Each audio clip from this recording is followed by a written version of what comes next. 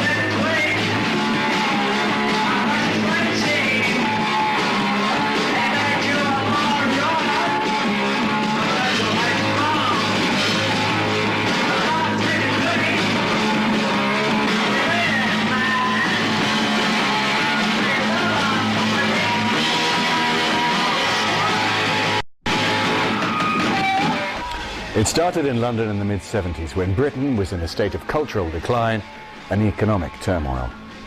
The striking unions were embarking on 3-day working weeks as the government struggled to control them, and vast piles of uncollected rubbish accumulated in the streets.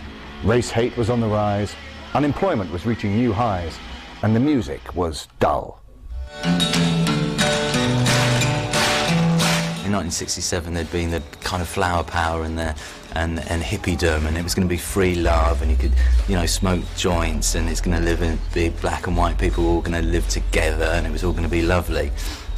And I guess 10 years after all that happened, the society was probably the same as it was in the 50s or 60s, but probably even worse. A very depressive time, you know. The youngsters, you know, just there was no hope. It was very bleak. They couldn't see what the future was, and they were looking for something to latch onto. You know, musically at the time it was all, you know, Emerson, Lake and Palmer and, you know, ELO and, you know, all these big punk rock bands. A lot of the kids were sort of glam fans, but Bowie had moved into kind of stadiums now, so they felt that he wasn't theirs anymore. The initial power, the burst of rock and roll from the 50s had kind of worn out, gone through the hippie thing, so by the time you get to 74, 75, it'd run out of energy. And there weren't much going on. You know, the glam rock thing had died down. There was all these big bands you could go out and see at Wembley if you kind of could be bothered. You know, it was the 16 Wives of Henry VIII and On Ice. You know, what's that got to do with us? You know, like 25-minute long songs. It was bollocks. And also the other side of that was singer-songwriters, generally from the hippie scene originally, but now writing quite sort of whingy stuff about how it had all gone wrong, which they seem to be benefiting from financially at the same time. A total case of cake and eat it. There needed to be something else, which was something much more street level and accessible for the young rock fan. 1, 2, 3, 4. That change came in the shape of punk, whose roots in Britain lay in fashion. Specifically a clothes shop called Sex, run by art school graduates Malcolm McLaren and designer Vivienne Westwood on the fashionable King's Road. A very important thing about Malcolm McLaren, which he understood very wisely, when kids wandered into his shop because they were bored and they were quite interested in what he was selling, but they didn't have any money to buy anything, he let them hang around. He didn't throw them out. He understood absolutely that having these kids hanging around, something cultural might coalesce. Glen Matlock was working behind the counter on a Saturday. It was a weird place. It was like this. It was set in World's End, and down the road you had Granny Takes a Trip, where the Rolling Stones and the Faces got their kind of dandy fashion clothes from. Down the road the other way you had Alcasura, where all the glam rockers got their stuff, and then there'd be Anthony Price and Brian Ferry swanning past. And Malcolm thought they was all a bunch of tossers, so we did too. They were all multi-millionaires, or we thought they were, and we didn't have a pot of piss in, but we kind of laughed at them. You know, you'd see them in a pub. And it just gave us a good attitude right from the get-go. And then Steve and Paul started coming in. Steve mainly to nick things, I think. Steve and Paul grew up in Shepherd's Bush. They went to school together. And while Paul had a fairly nice, grounded kind of upbringing, Steve, for want of a better expression, was a troubled child from a broken home who kind of found solace in being a little bit of a lovable rogue. And, you know, it was shoplifting, it was nicking cars, it was all this kind of thing. And they'd go down to the gigs, and Jonesy would borrow a few guitars and things, maybe borrow a few microphones. And this is how he got the gear together to put the band together in the first place. So they were living the rock and roll dream. I think that was the dream to get out. You're either a boxer or a rock and roller or a footballer. And he's actually not a bad footballer, but he's never going to be a professional footballer.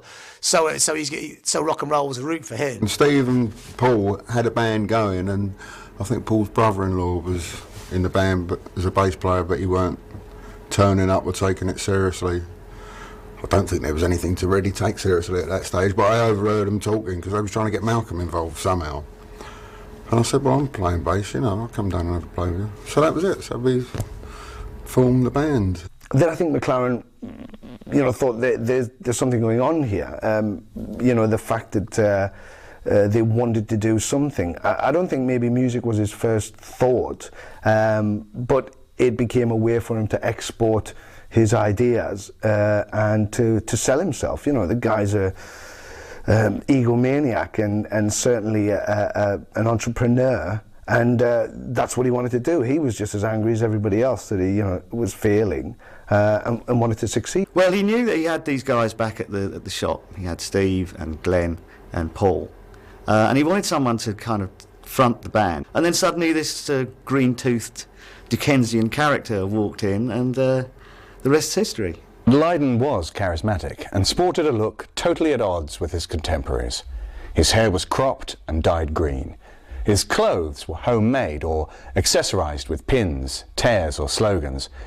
It was a look born out of poverty and disgust, and it was enough to gain Lydon an audition, singing along to Alice Cooper's 18 on the Sex Shop jukebox. Though a tuneless rendition, Lydon contorted his body and threw himself around, a strange, sinewy collision of Iggy Pop and Richard III, offset by a manic glare that was a result of a bout of childhood meningitis. Jones gave Lydon a new nickname, Johnny Rotten. It's actually he was bored of rock, because rock had got really, really boring. So the Pistols for him was just a chance to put two fingers up at rock music and just like basically take the piss out of it, really. I don't have any heroes. They're all useless. Well, there's no bands around, is there?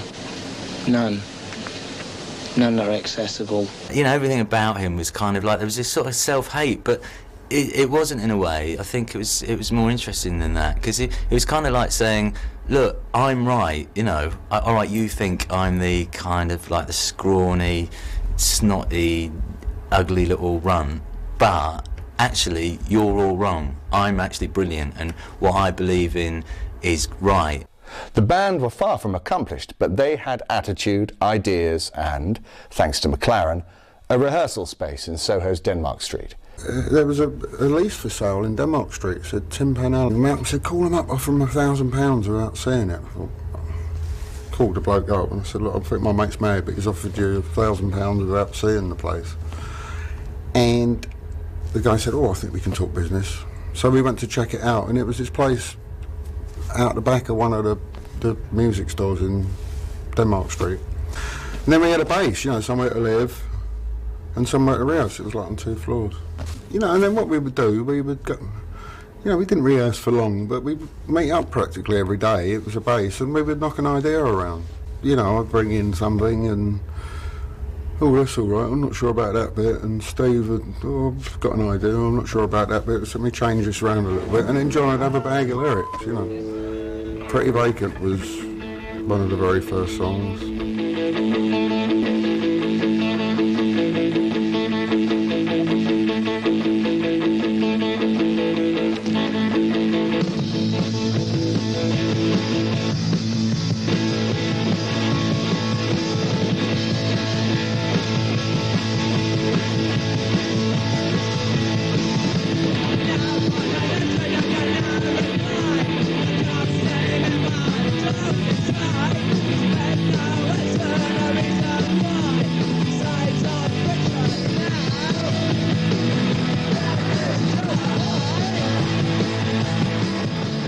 It just has a great build to open. The track has a great build, you know, and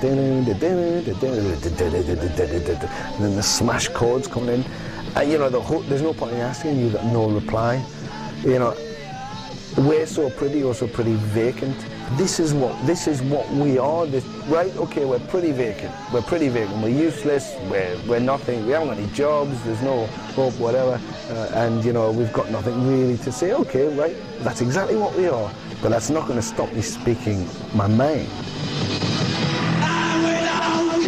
It was their most successful song in really drawing the flare wearers into the whole kind of bondage-strided world of punk rock. I think a lot of floating voters were pulled in. It seduced the mainstream because it had a lovely Glen Matlock tune. You know, that is the great thing about Glen Matlock.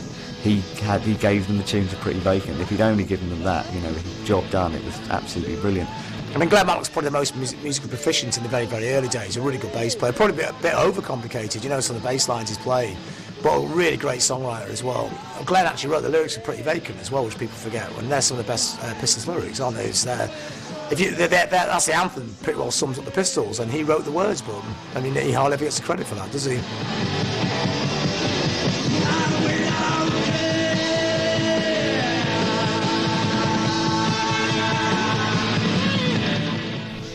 The Pistols began gigging around London during the early months of 1976. It was a time when the wrong haircut could get you beaten up, but also get attention. And the Pistols got both in abundance. I set up the first couple of gigs. I set up one at Central School of Art, and then I set up another one at St Martin's School of Art. It was just across the road from where we was rehearsing. I think it was just in the common room there, you know, played to about 12 people, sporting Bazooka Joe, who was actually fronted by Adam Ant. It was Adam Ant's band before he put the Ants together. And after the gig, Adam left Bazooka Joe and started putting the Ants together because he was so blown away with the Pistols. But basically their attitude, you know, right from the start they're on stage and lines insulting the crowd. They don't care if the crowd likes them or not. When I say crowd, there's 10 people. There's no one there at all. Just a few art students of Glen who got to come and see the band. Their followers were, you know, very small in number, and then it sort of grew and grew. People realised, they thought, God, this looks good. It looks good. It sounds good. It feels good. But it was a very sort of small number of people to begin with, and it kind of, but it took, I guess, it took 6 or 7 months for it to kind of build up any kind of real momentum. Some funny things were happening. He said, we were playing at some college up Finchley Road. Well, okay, so we'd got a little van together and we go up there, and they'd never heard of us, but we was there with all our equipment. No, we're booked. Malcolm's told us, you know, like we're played, and then we went somewhere else. No, we've never heard of you, and it happened about half a dozen times. And I reckon Malcolm hadn't booked his gigs at all. He'd just gone through Time Out and seen a gig on. And there's no support mentioned. You're playing there.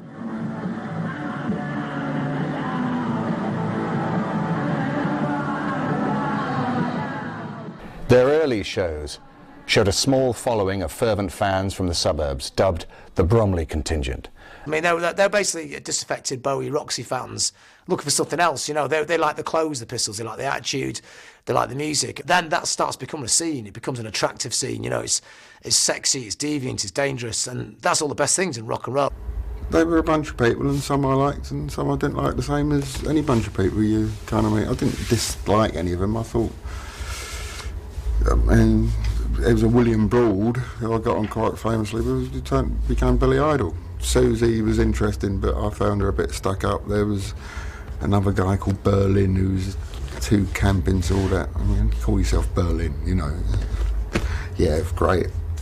They were surrounded by people who had lots of ideas, and they were talking about kind of surrealism and situationism. The Pistols just weren't just the band. It was this kind of bigger thing drawing together all these different elements. Soon the record companies came knocking, and McLaren's entrepreneurial skills led to a bidding war that was won by EMI, who signed the band for £40,000 on October the 8th, 1976. Though only a year old and with a limited number of songs, a recent Rotten penned song was chosen as the Pistols' debut single, Anarchy in the UK. Get up!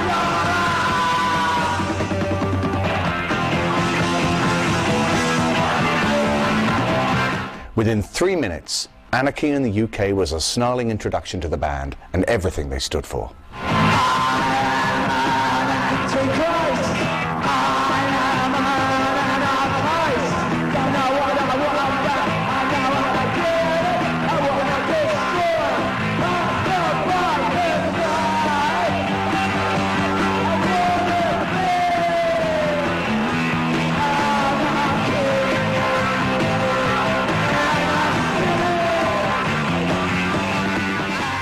We was working with this guy who was our sound engineer, Dave Goodman, and we recorded it. It sounded great.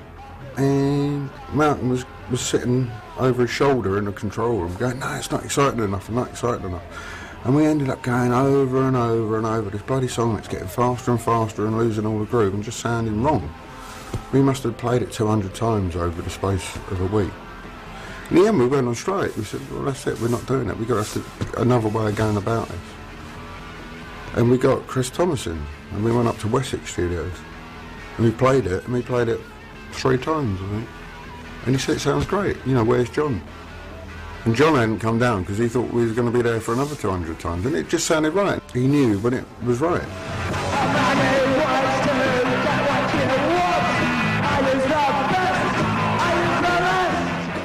It's something that really defined John Lydon's style of writing, for us, because even though on one remove it's very in your face, Anarchy in the UK and all these fantastic catchphrases that throughout the song, but on the other hand, it doesn't give you a nice pat answer at the end of the song. Is he saying, I want anarchy in the UK, or is he actually saying there already is? John Lydon would write something very direct and true, but then would leave you to have to work out what the answer to it was yourself.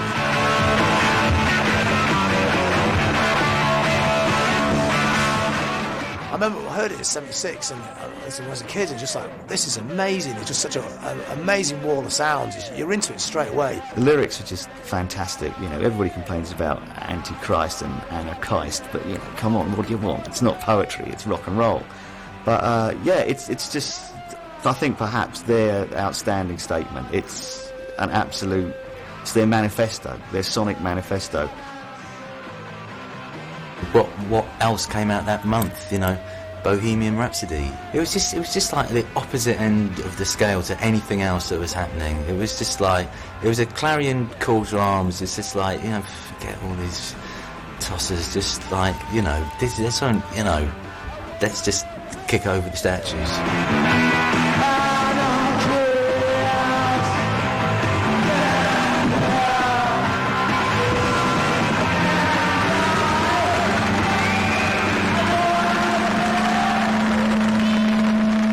The single gave the Sex Pistols their first TV coverage when they were booked as a last-minute replacement for Queen on the London show Today on December the 1st, 1976.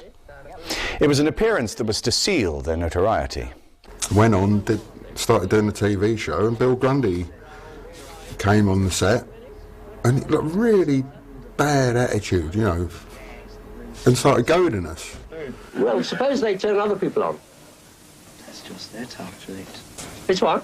Nothing, a rude word. I mean, when John Lydon actually swears, and Bill Grundy picks him up on it, he goes, oh, nothing, it's a naughty word. And he looks like a little kid who's been told off. He looks a bit embarrassed to have sworn on telly. He thinks, oh, I've been naughty.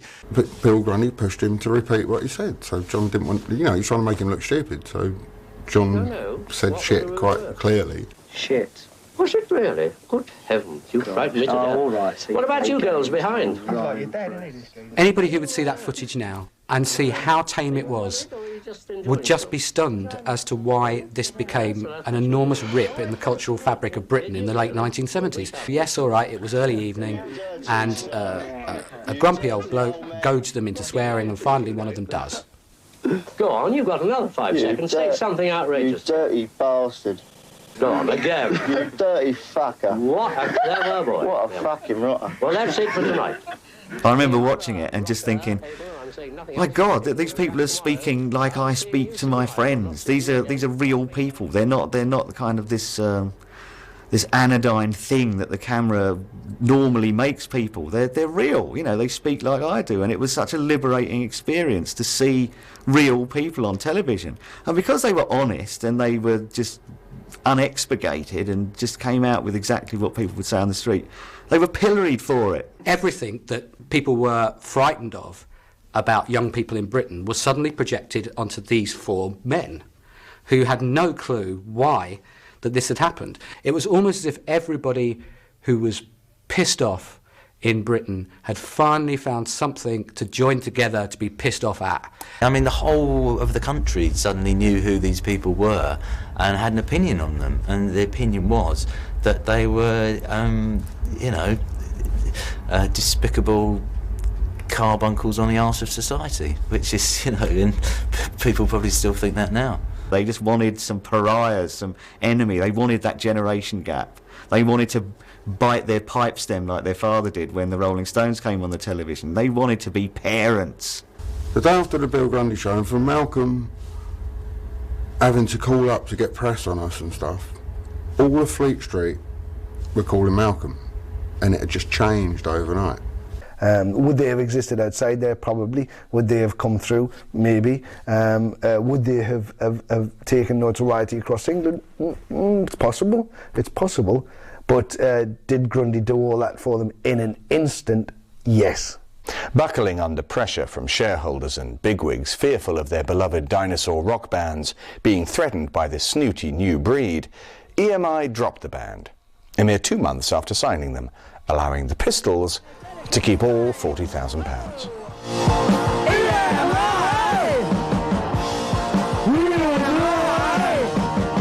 Yeah, some of the bands on EMI were complaining about having the Pistols on EMI, but you can't. They're not going to get the band dropped. I mean, if EMI could see a way of making money out of this, they'd have carried on doing it. But I think they thought this band's backed up into a corner. They're going to get nowhere. We're getting loads of flack. We just wash your hands of it. Just give them the check. Go away.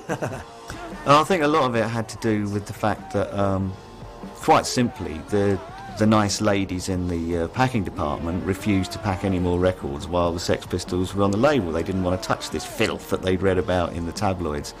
It was also about the fact that EMI were trying to sell records. They were trying to make money. They weren't about starting some socio-political movement that was going to change the world. They didn't care about that. It was a multinational corporation. They just wanted to make money. It's the music business, which is like probably 10% music, 90% business. Money talks, bullshit walks, and the way the EMI people looked at it, the Sex Pistols were about as much bullshit as they could take, and the sooner they walked, the better. Well, I remember knock on the door, and this woman, she goes, Glenn, you must come and answer the phone. The Daily Mirror from England is on the phone. I'm what? So, and we'd all been out the night before, and I'm like, ugh. So I go and answer the phone, and you've just been sacked from EMI. How do you feel about that? I'm sort of being sarcastic. I've gone, oh, that's nice, isn't it? It's the first thing that's come into my head in the morning, and then it's like Daily Mirror. Glen Matlock from Sex Pistols thinks it's nice that, and I was being facetious. Then John's read, oh, you think it's nice? No, I don't think. So there was this kind of tension and a friction. Creatively, the group thrived on friction. But as they found themselves spending more time touring together and with increased scrutiny in the spotlight of a critical media, division became apparent, most notably between Rotten and Matlock. I mean, the way Glenn tells it is obviously that that Rotten, once after the Bill Grundy incident, Rotten suddenly became this monster which the media had kind of cast him in the role of, and that the Johnny Rotten character really started kind of getting into full throttle. Well, just me and John were chalk and cheese, he enjoys being an obstreperous kind of customer, and I like just rolling up my sleeves and getting on with it. I remember I had a meeting with Steve, Paul and Malcolm in Covent Garden. It was like, well, can't you just pretend that you like John? I said, well, I don't see... Yeah, I could say, well, yeah, I can, and keep my job in the band. Or not. And I said, well, I joined the band to be me, not try and be something I didn't want to be. So I said no. Johnny felt very alienated from the rest of the band. He didn't feel he had an ally in the band. Everybody in the band had been there before him. Malcolm, Paul, Steve, Glenn, they were all part of this little clique. They were very close. John was on his own. Suddenly they were getting attacked in the streets. It was just a really bad, scary time. And John just wanted someone on his side. But I don't think Malcolm McLaren helped. And that was actually a major form of his management as things went along. Malcolm McLaren didn't help. I think that's probably a fair way to sum up his management style. But then Malcolm had second thoughts, and he called me up. He said, "Look, let's have a meeting. I think I'm wrong. I want you to go and kick down the doors and say, this job is yours." I said, "Well, I could do that, but I just don't like the way you've been playing it. You've been stirring it up between me and John all these years, and it didn't have to be like that. Malcolm's whole thing is, like a state of flux all the time. Keep it. But my thing is, if it ain't broke, don't fix it." Waiting in the wings was a replacement bassist and much-needed ally for Rotten, his old art school pal and Sex Pistols' #1 fan, John Simon Ritchie. As was becoming the way for punk stars to rename themselves as part of a process of reinvention, Ritchie had recently acquired a new name, Sid Vicious. It's a double-edged sword with Sid Vicious, because I think he was the worst thing that could have happened to them, and he was also the best thing that could have happened to them. They could see the sense in getting Sid in there, purely as a selling point, because he was a great gimmick. He looked fantastic. The press were writing about him all the time, even though he wasn't even in the band. He was known, Sid Vicious. Everybody knew what Sid was up to. He had this notoriety, and they knew that would have helped them. But I think musically they suffered for it. Lemmy has got a great story about Sid. He was saying Sid used to stay in his flat because he had nowhere to live. And he said he come run up day one excited to Lemmy, you never guess what? I'm with the Pistols now. And Lemmy goes, "What? You roadieing for them?" And he goes, no, I'm playing bass for him. And he goes, "You can't fucking play bass. You're the worst bass player ever." Because Lemmy had been trying to teach Sid how to play bass, and Sid just couldn't do it at all. He couldn't really play bass. He had one bass riff apparently, which was the D.D. Ramone riff, which went da na na na na na na na na. That's what he could play. Whether that really mattered when you watch the Sex Pistols live is a different matter. Look at that, a living circus.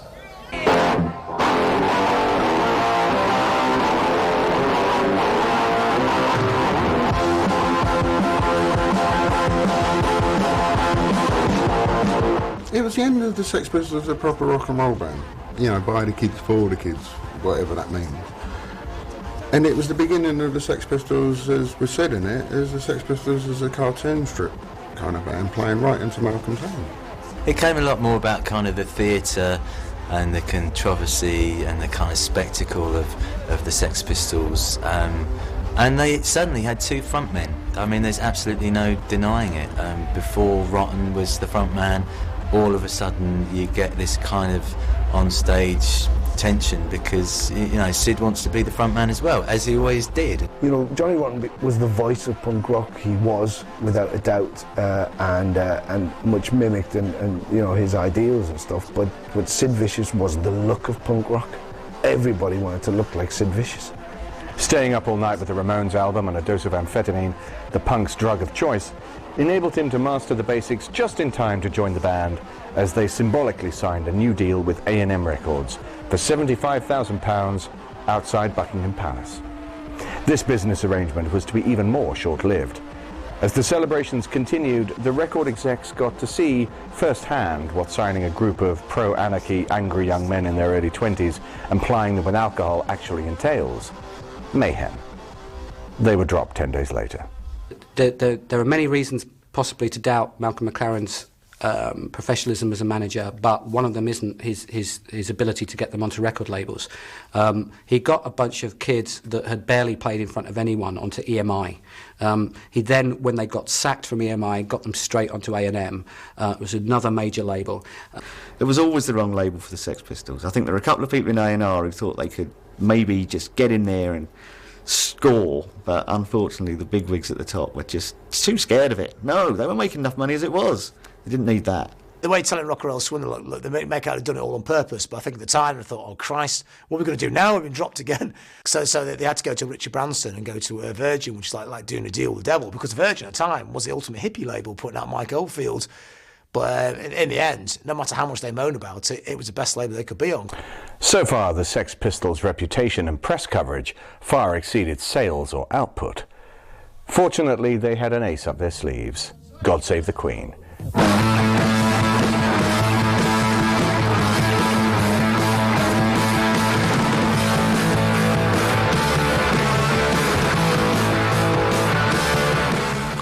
The single was released just in time to coincide with the Queen's Silver Jubilee in June 1977.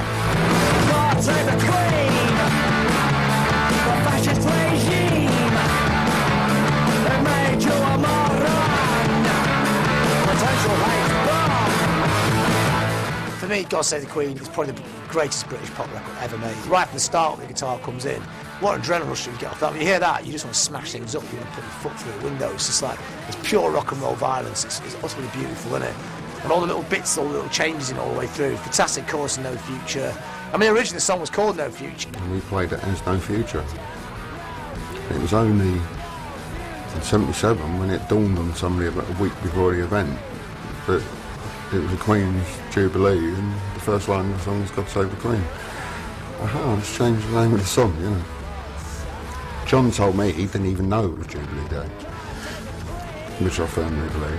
God Save the Queen for me is a definitive moment, certainly something I would look back on myself, but when I hear that track, everything that was that particular period of time and was punk comes flooding back to me.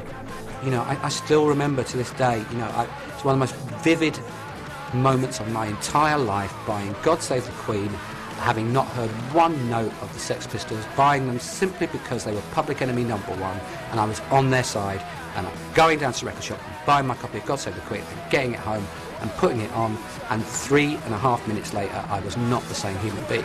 I think it's like one of those moments where like society suddenly splits into two camps. You have people who just think, God, this is like terrible, these people want to have their heads chopped off.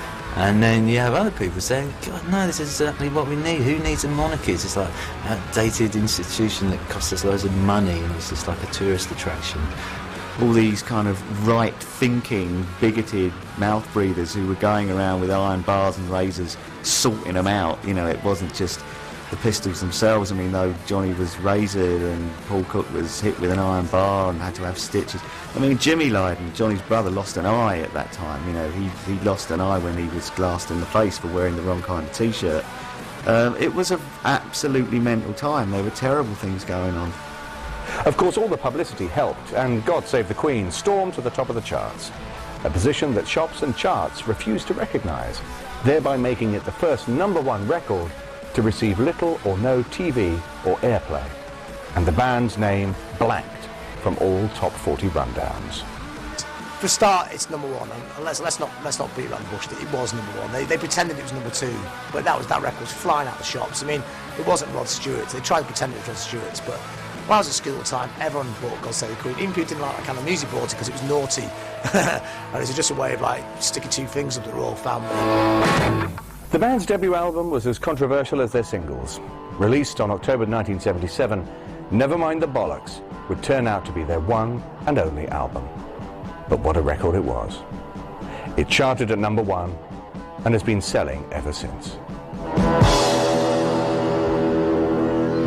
The ultimate Saturday night record, even on a Monday morning. It's brilliant. It's a generation gap made flesh. You know, it is the stuff of generational divides. It's fantastic. It's why people are 17-year-olds. It's so they can go out, buy Nevermind the Bollocks, upset their parents, and just sit there with a nice warm feeling. Job done. And another thing that's really great about it is the artwork, which is another thing you just get used to seeing all the time. It's a really iconic piece of artwork. It's really fantastic. Jamie Reed's artwork all the way through the Pistols is really, really important, really, really brilliant. But never mind the Bollocks, I think that's the peak. It's just so brutally simple. The colours, the yellow and the pink, really brutal, day glow, simple. It's a work of genius, and you look at it, it actually looks like what the record sounds like as well. It's very garish and bold and pretty wild, isn't it? So yeah, the album comes out, flies at #1, it's one of the best-selling albums of the year.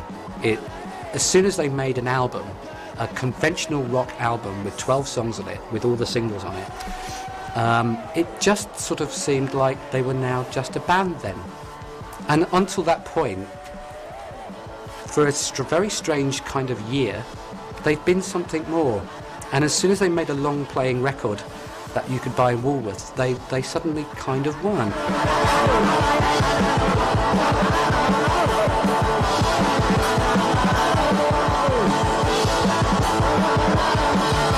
Bodies is apparently about a fan who actually sent an aborted fetus through the post to the Sex Pistols, which, you know, thanks very much, but not really what we had in mind. It's not exactly jelly beans through the post. Bodies is a very dark, nasty song, but a very powerful piece of music. So it's not just like this kind of day glow, controversial kind of pop songs. There's a darkness about the Pistols as well, which we start to hear for the first time, never mind the Bollocks, and hints of what the band could have become if they managed to carry on. She don't want a baby who looks like that. I don't want a baby who looks like me. Suddenly this guy was screaming his head off from the position of being an aborted fetus. This was not, a fitting subject for popular music, and he does such an extraordinary. I mean, again, it's one of those records where I don't really know whether he's anti-abortion or pro-abortion. I don't really know. I only know that he's reacted to it so emotionally that he and his band have written something extraordinary about it. Bodies is the only record I think that challenges Holidays in the Sun for sheer ferocity.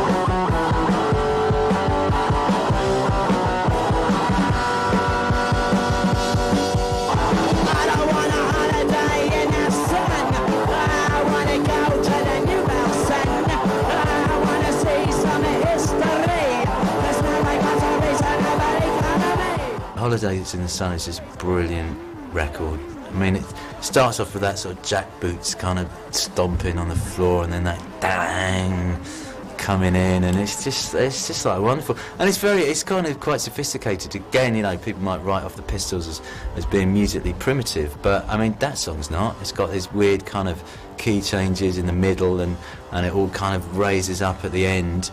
And the way it kind of builds up is really clever. I mean, it's just one of the great rock and roll singles of all time. It is so hard. It is so frightening. It's so completely intense. There have been records that are much more noisy that have been made since, or avant-garde or whatever. I would honestly hold that compared to Holidays in the Sun and also Bodies, those are the two most ferocious records ever made. And I'm still not entirely. I'd like to say I knew exactly what it was that Johnny Rotten was so angry about, and I'm still not sure I do with Holidays in the Sun. So it's not saying the Berlin Wall is bad, tear it down, or there's nothing. You don't get anything like that with Lydon. You never get directly what he thinks or what he feels, but you can feel it anyway, just in the sound of his voice or what's hinted at in the lyrics. There's confusion in there. There's contradictory messages. That's what's fantastic about it. Every song's like a little argument with itself. Well, on the surface, it's about the whole East-West Germany Berlin Wall thing, but really under the underlying theme of it is just this feeling of paranoia and claustrophobia that John Lydon was feeling himself. He couldn't go out. The police didn't want to protect him. They were raiding his flat. Every time he went out, he was attacked by people. And he just felt scared and claustrophobic, and out of that came the whole feeling of this song.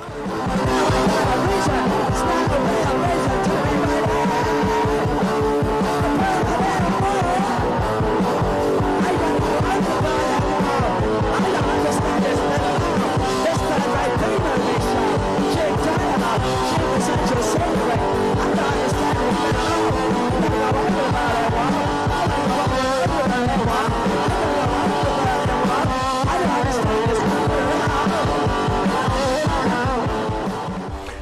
Bickering within the band was reaching new levels. While Jones and Cook were content to live the life of outlaw rock stars, Rotten clashed with McLaren to such a degree that the pair rarely spoke. But Sid was the biggest liability. After hooking up with Heartbreakers groupie Nancy Spungen, a graduate of the heroin-addled New York scene, he embarked on a mission of self-destruction. He was soon addicted to heroin and making many new enemies. The punk thing at that time, it weren't clean cut. You know, people taking speed and drinking a lot and smoking this bit of spliff. But there was never any heroin around in England until the Heartbreakers arrived. He was already a damaged kid before he was suddenly put into the spotlight, which one suspects was never the best place for him to be. Suddenly, a girl who is obviously far more sophisticated than him, or at least more worldly, certainly not necessarily more clever, but more worldly, is like, you know, following him around like a puppy dog.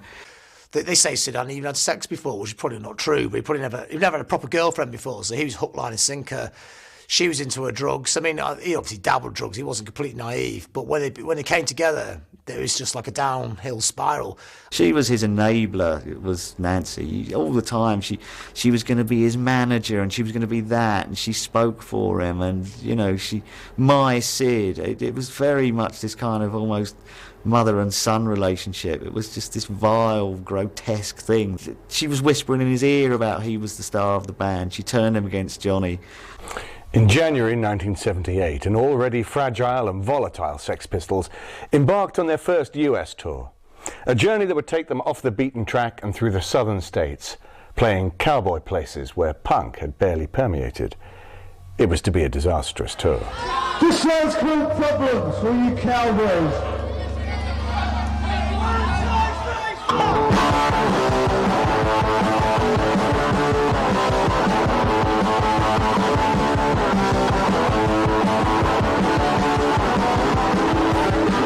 At some point, a band like this is going to have to go to America.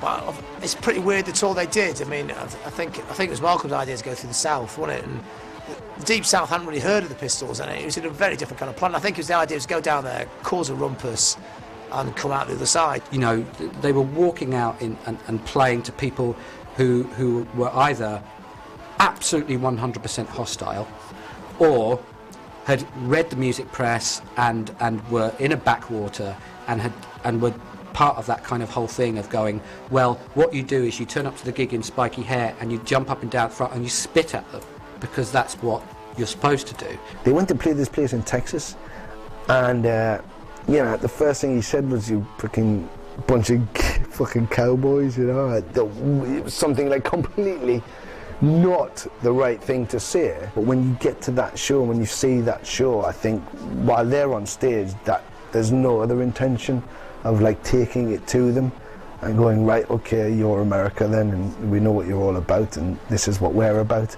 And you know, there's an extra sense of violence and spite coming out of them.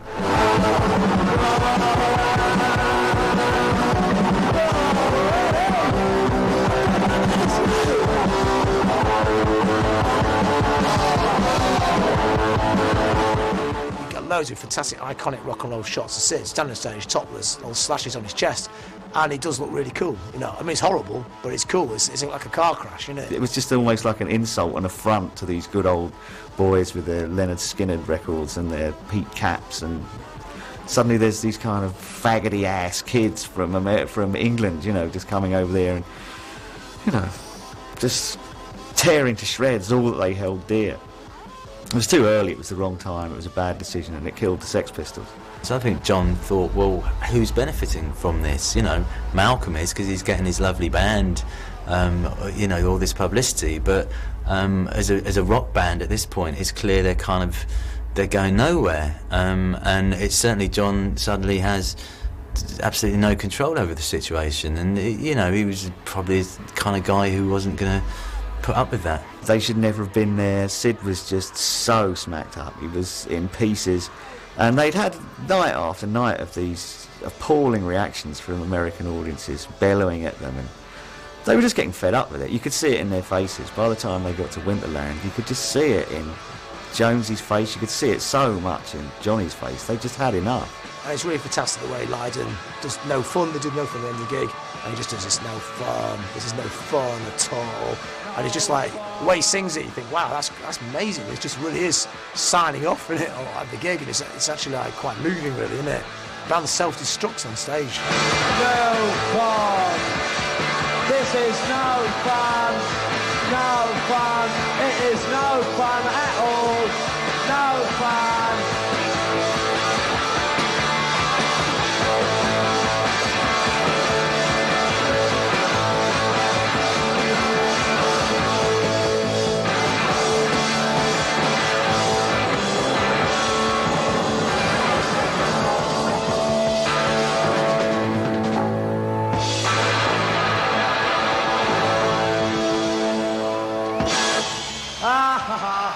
Ever get the feeling you've been cheated? Good night. Is it about him being cheated? The band being cheated? The audience being cheated? Everyone being cheated?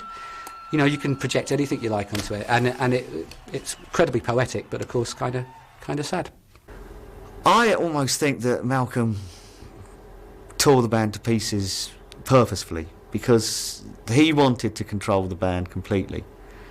And at heart, I think he wanted to be Johnny Rotten. That was at the core of the punk scene at the beginning. Everybody wanted to be Johnny Rotten, not least Malcolm McLaren. I mean, there is a physical resemblance, you know, it has been remarked upon before that there's a great similarity between Johnny and Malcolm.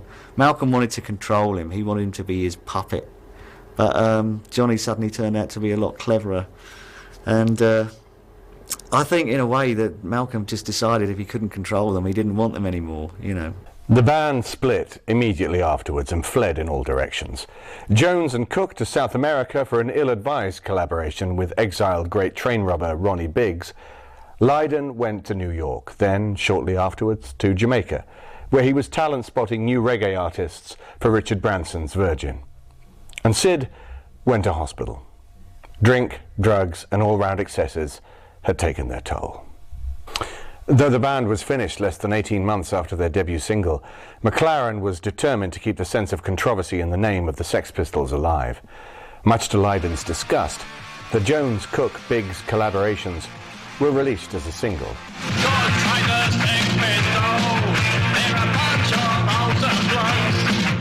Stupid move! Daft move, really, really bad, idiotic mismanagement, and it was stupid. It was just a daft move. This was the only thing presented to them. What else were they going to do? So they did it, you know. And they got a free holiday in Brazil, you know. And Steve Jones still says, you know, free holiday in Brazil, didn't I? You know, but it was. I don't know, really. At the time, I bought it, and I was like, yeah, wow. And for all the reasons that Malcolm McLaren wanted me to.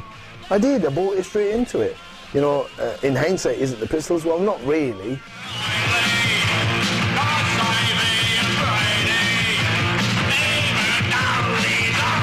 The Sex Pistols limped on, but only in name, with the release of McLaren's The Great Rock and Roll Swindle.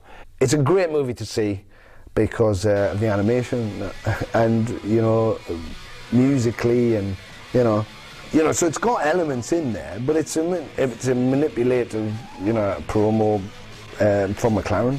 Yeah, it's like Malcolm's kind of, you know, Stalinist revisionism thing. And Malcolm always wanted to make a film, when he was at art school in the 60s. Then I was working in his shop, he was telling me about this movie he was desperate to finish making about the history of Oxford Street and how Mars bars are just total waste of time. So that was his dalliance. It's actually very, very funny and entertaining up until the very moment that Johnny Rotten isn't in the band anymore.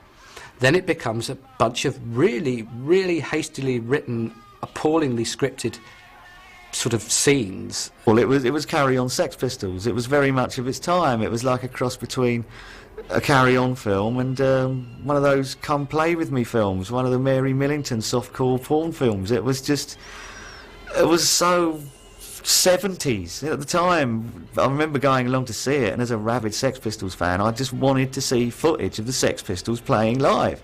You know, the best band in the world playing at their peak. And all I saw was Malcolm's knob in the bath. You know, well, thanks, but no thanks. I think he's trying to rewrite the whole thing with McLaren as a singer, really. I think he at that point, I think he thought he was a frontman or something, and management aren't frontmen, you know. Yeah, he's entertaining, he's funny, he had great ideas in the Sex Shop and great ideas in the Pistols, but John Lydon was the icon, you know, and I think that really pissed him off.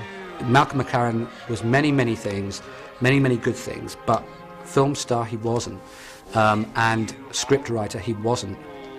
So, you know, the end result is a fascinating mess that tells you quite a bit about the Sex Pistols, quite a bit about the 1970s, but probably more about Malcolm McLaren's chaotic sense of ideas.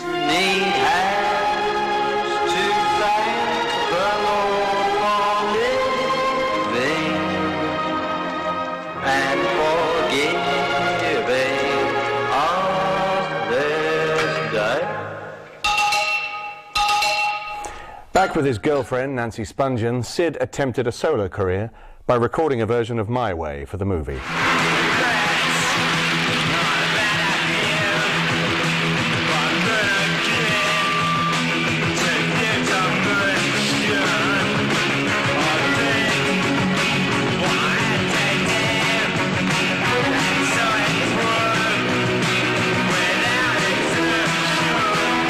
If you're going to have one moment that just kind of describes punk, just how kind of screwed up and how kind of nihilistic and self-hating and destructive it's going to be, but at the same time so just beautifully kind of camp and theatrical and stupid and wonderful, then it's got to be My Way. And Sid wanted to do something. Malcolm thought, right, Johnny's gone, I've got to make a star. Who's the other star that I've got? Well, Sid's his star. Sid's his star. For God's sake, I can't let him play anything, so I'll have him, you know. And I mean, the video for it, you know, the whole long walk down the step, the gun at the end, you know, shooting the punters. I mean, you know, he chucks the gun down and fuck off and walks up the stairs, you know, as only he could. I mean, masterful. And I'm sure, like, Mark McLaren was sitting there just pissing himself, going, this is great, this is great, this is what I need, this is what I need. My Way's really great, and the bloke who wrote My Way said his favourite version of My Way is Sid's version, isn't it?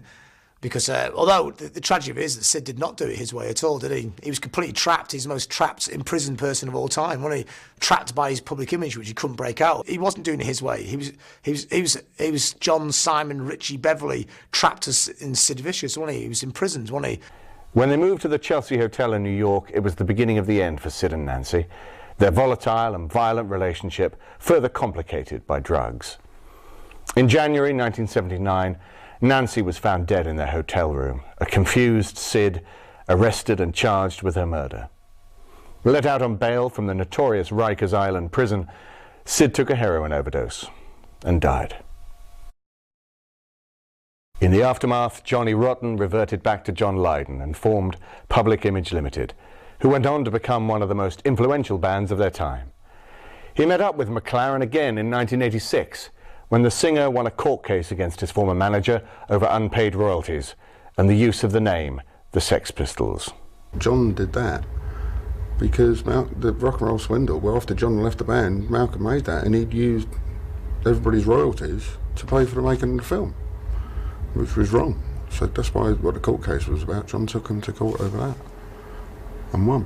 Malcolm McLaren had absolutely shot himself in the foot by being so both chaotic and intransigent in the court case that he lost everything and now makes not a penny from anything the Sex Pistols do, which isn't really fair on him either. But he made his bed because he tried to keep all this money to himself for whatever his reasons were. So there was always, among the Sex Pistols, I think, an idea of unfinished business. Rumours of a reformation were rife until 1996, when the Sex Pistols announced a series of summer shows, with Glen Matlock back in the band. I was in the States doing something and I had a bit of time on my hands. I thought, you know what, I haven't spoken to Steve Jones since 1977. And somebody had his number. I said, oh, I'll give him a call. So I went up and met up with Steve, and he said, let's call John, because Steve and John live out there. And then we went to meet John. And then as soon as we got there, Steve goes, let's call up Paul. It kind of set the seed, and it was this sort of implicit thing. It was like, well, maybe we can do some shows or something. It was unusual to see, you know, ex-punks or dated punks, you know, there with their kids and, you know, with their colours on and stuff, but they've got their 2 or 3 boys and they got their picnic, you know, and standing and, you know, reminiscing. But you just can't compare that to what you would consider their glory days when they were there. When they were there and it was all real. If they'd come on and been awful, it would have been better than it was. The point was not that they were brilliant or that they were awful. The point was is they were ordinary. They played a very competent set. It's never, personally for me, what I ever wanted to see or hear the Sex Pistols doing, playing a very competent set of their greatest hits. It did their reputation a lot of harm, probably, and their spotless legend. But they've got to earn their crust, you know. Punk rock credibility never paid anyone's mortgage. And they earned it, you know, they earned the dosh, and they should go out there and get it if they possibly can. I mean, it was punk, you know, it's like, you know, why when you break all the rules in the first place, why should you kind of not break all the rules about, oh, it should be some glorious kind of thing left in the past, sort of perfectly formed in all its horribleness, you know. Just because a lot of like twats at the Guardian say you can't play, that's ridiculous, isn't it? Like I remember them all stood backstage going, it's not very revolutionary. Julie Birch wrote a column in the Daily Mail slagging them off for reform. You're thinking, you're writing for the Daily Mail. I mean, it's ridiculous, isn't it? You talk about revolution, it's just poxy writers, you're just whinging writers who don't like that kind of music, don't come to the gig. Also, we could play that music without all the bullshit. You know, we formed a band in the first place to play music. I did, Steve and Paul did, I think John even did, you know. And then instead of playing some scuzzy little gig in front of 30 people with equipment that don't work properly and you get the electric shocks, we was playing, and we did like 35,000 people there, you know, with a big rig, and it just all working properly, like a proper band. Either way, the impact of the Sex Pistols on modern culture and their influence upon a new generation of new bands is unrivaled by any band since. However they came in, however they attacked it, however they approached it, they changed the face of music. I would argue until I'm blue in the face that no rock and roll band has ever had an impact on popular culture as the Sex Pistols have done. And that energy's kind of gone out all over the place into a really weird place you never expect to find it. Punk ends up in really strange places like architects' offices. It brought out the background, you know, people who were mavericks, people who were instigators, people who had something to say, people who were rebellious. If you're creating music that has some agenda other than ego and makeup, then the struggle's going to be hard. But the Pistols prove that the struggle can be worthwhile.